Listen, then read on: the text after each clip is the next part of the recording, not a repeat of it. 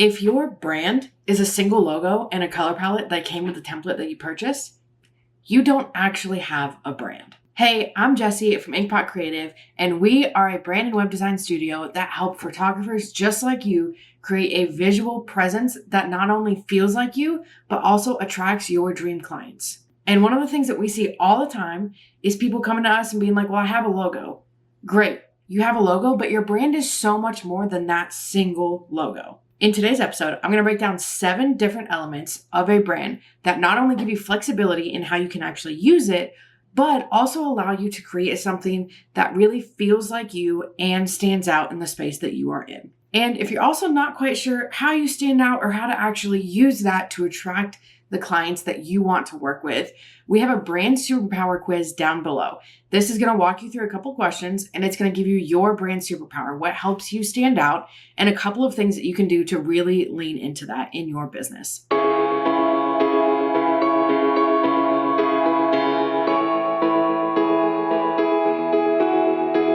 So starting off, we're going to jump in with the most obvious piece of your brand, and that is going to be your primary logo. This is the thing that you probably have. Most people who have a business are going to have this singular logo. Now, what this is most likely going to be the main visual identity for your brand. This is also going to be your most robust logo. So when we're looking at primary logos, these are the ones that we tend to see, obviously your name, but then maybe a tagline or even an icon or some other illustration encapsulated within that logo. So this is definitely going to be your most designed out and biggest logo. This is also what you're probably going to use on a lot of the major things within your business, right? So this is a thing that when you're showing stuff off or even maybe on your website, anything like that, it might be the main logo. But your brand goes so much further than just this single logo. So in addition to your primary logo, you also want to have a secondary logo. This is going to be one that plays off the primary one. It can look somewhat similar. It's probably going to use the same fonts. It doesn't have to be anything super crazy and different from your primary, but it's going to be a little pared back. So if you have a tagline or if you have illustrations or an icon or something like that, you might take those off for the secondary logo and give yourself something that's a little more simple, a little easier to use in different spaces, right? You also want to think about the orientation of your logos. So say your primary logo is a stacked logo and it might have an icon at the top, it might have a tagline at the bottom, but it's going to take up a lot of vertical space. There might be places where you're like, I don't have space for that, or it's going to take up too much space. It's not going to look right. This is all centered and I actually need this left line, whatever it might be. So when you're looking at your secondary one, this should be a logo that fits a different bill. So if you have a very vertical heavy stacked primary logo, maybe we're looking at more of a horizontal secondary logo. That way you can use it in different places and it's able to give you that bit of flexibility so you don't feel like you're stuck trying to force a logo into a place that it doesn't really fit. Now, in addition to your primary logo and secondary logo, you also want to have some sort of like submark or badge type logo. So this is going to be something that's going to be a little smaller. Most of the time, you'll find this in some sort of shape. So maybe an arch, a circle, a square, something like that, but something that's a little contained. This can, like your primary logo, include something like your tagline. Maybe it's around the circle, and it might have some sort of icon or monogram or something in the middle, which we'll get to icons in just a second. But this is something that's super, super good to use as a branded element inside of your business. It's going to be something that still has your business name or your initials or your tagline or something in it, but it's going to be a lot simpler than your primary logo, your secondary logo. It's going to be pared down.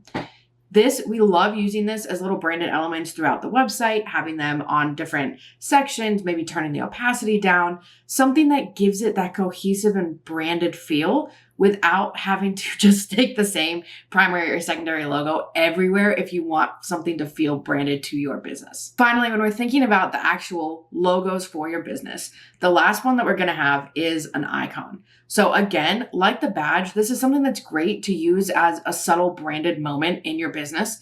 This is something that you definitely don't want to use as the single defining attribute of like, people are going to see this and know that it's your business, right? Because it's going to be a lot more simple. It might be abstract. It might be a monogram. It might be, an illustration or whatever it is, but it's not going to necessarily always scream, this is what my business name is, if people don't know your business.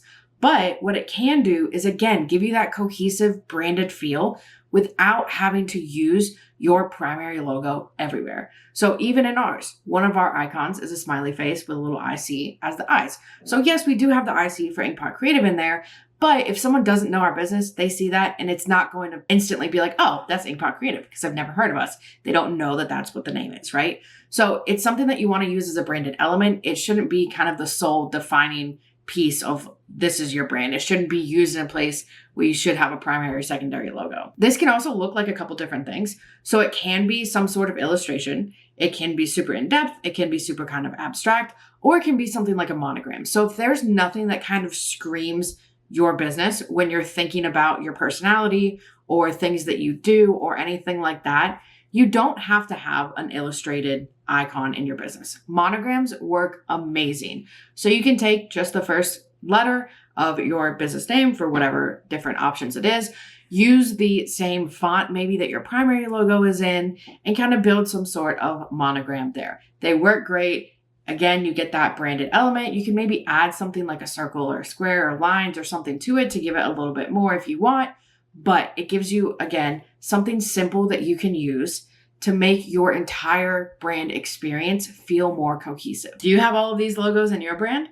Let us know in the comments below. Now, outside of just your logos, there are a couple different aspects to your brand. So your colors is a big one. Your colors are going to help set the mood and vibe of your brand. So do you want something super colorful? Do you want something a little moody? Do you want something playful? Whatever it is, your colors are going to play a big role in actually showing that off to your clients. You also want to think about the emotions that you want to evoke with your clients and how each of those colors play into that. So color psychology is a huge thing.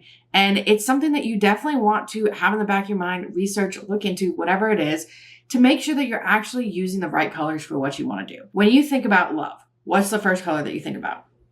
Red. Red, pinks, that screams love. That is color psychology. So whatever you're trying to evoke, if you're trying to evoke joy and happiness, yellow. If you're trying to evoke growth and prosperity, green. If you're trying to evoke trust, that's going to be blue. So you want to make sure that you are using colors that are evoking the right emotions. You also want to make sure that they go along with your photos. So you don't want to use colors that clash with your photos, because then when they're next to each other on your website, social media, whatever it might be, something's just going to feel a little off. So what I mean by that is it's not necessarily, oh, I can't use a red. But look at your editing style. Is it really bright and colorful? Is it true to life? Or do you do something that's a little dark and moody? If you're doing something that's a little more dark and moody, having a brand like ours where it's really bright and the rainbow might feel really off when you're looking at the two next to each other, right? So you can still use the same colors, but you want to make sure that you're matching the hues, the saturation, the different pieces of it so that it looks really good next to your photos. The next piece of your brand is going to be your font suite. So these are all of the fonts that you are going to use on your website, your social media, your marketing, whatever it is. Now, it's super important that once you have this set, you use this everywhere. Again, we want that cohesion. That's a huge part of branding, is making sure that each touch point that someone has with you feels cohesive. So when they land on your social media, if you have any sort of graphics, it's using the same fonts, it's using the same colors. When they're filling out your proposals, you're using those fonts, you're using those colors. When you are looking at your website, you're using those fonts, you're using those colors. This is super, super important. Now, there's 4 fonts that we would suggest having in your font suite. You want one that's going to be for your titles and headings.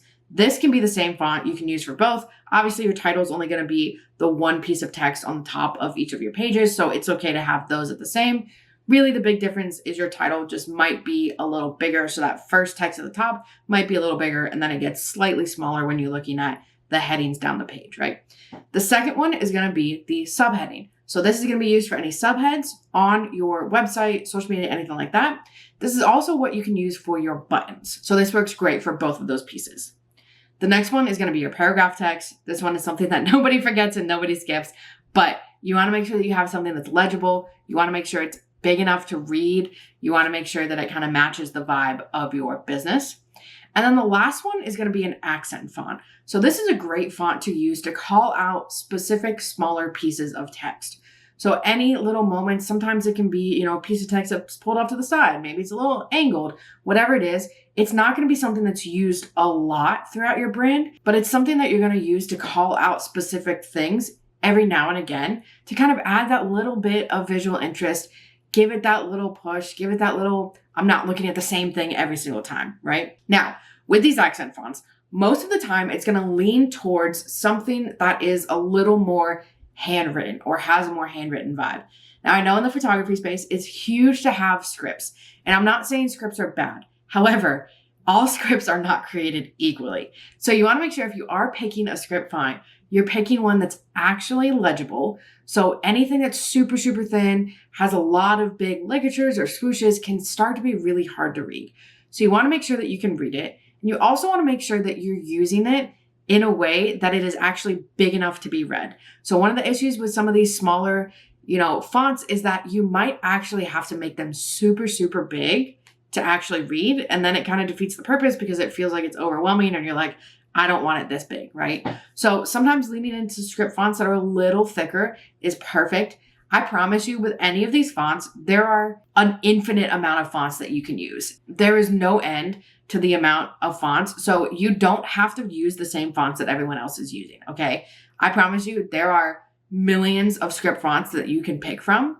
So you can feel different, still have that vibe to it, but people aren't going to click on 7 different websites and see the same exact font. Finally, the last element to a brand that we love creating is a brand pattern. This is one that's kind of hit or miss when we're looking at brands being created, but it's something that's so versatile and adds just that little bit of personality to your brand. So this can actually be a couple different things. Sometimes for clients that we've worked with, it's been something more like a texture that we can use. And sometimes it'll be using pieces of their brand, pieces of their logos or stuff like that to actually create this brand pattern. These are perfect to use on things like backgrounds on your website or even like story backgrounds or social media, anything like that.